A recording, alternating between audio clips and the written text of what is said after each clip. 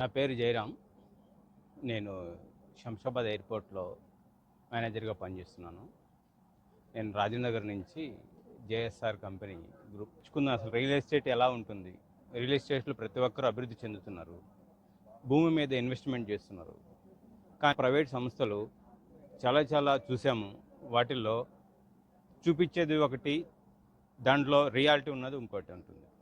Digital JSR company అనేది చాలా కొన్ని సంవత్సరాల నుంచి 20 సంవత్సరాల నుంచి ఒక సింగిల్ ఓనర్గా దాన్ని డెవలప్మెంట్ చేసుకుంటూ కస్టమర్కి ట్రస్టీగా ఎలా మనం కస్టమర్కి 100% సాటిస్ఫాక్షన్ చేయగలము, ఈ రియల్ ఎస్టేట్లో చాలా మోసాలు ఉన్నటువంటి అనే దాన్ని దూరం చేయడానికి కోసం జేఎస్ఆర్ గ్రూప్ వాళ్ళు నిత్యం ఒక టీం బిల్డ్ చేసి కస్టమర్కి రియాలిటీ అనేది చూపించి ఇక్కడ ఉన్నటువంటి వాతావరణంలో అన్ని ప్రకృతి ఆహ్లాదకరమైనటువంటి మామిడి చెట్లు, తర్వాత రెడ్ శాండిల్వుడ్ అవన్నీ ఒక 150 యార్డ్స్లో పెంచుతూ, దానివల్ల రెడ్ శాండిల్వుడ్తో మనకు ప్రాఫిట్ కూడా వస్తుంది.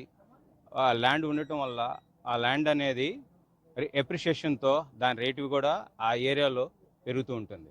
సో ఇప్పుడున్నటువంటి పరిస్థితిలో హైదరాబాద్లో ఏరియా అంతా పొల్యూటెడ్ అయిపోయి అందరూ ప్రతి ఒక్కరు వీకెండ్ పార్టీస్ అని, వీకెండ్ ప్లేసెస్ అని, వీకెండ్ అమ్యూజింగ్ అని అవుట్ ఆఫ్ సిటీకి బయలుదేరి వెళ్తున్నారు.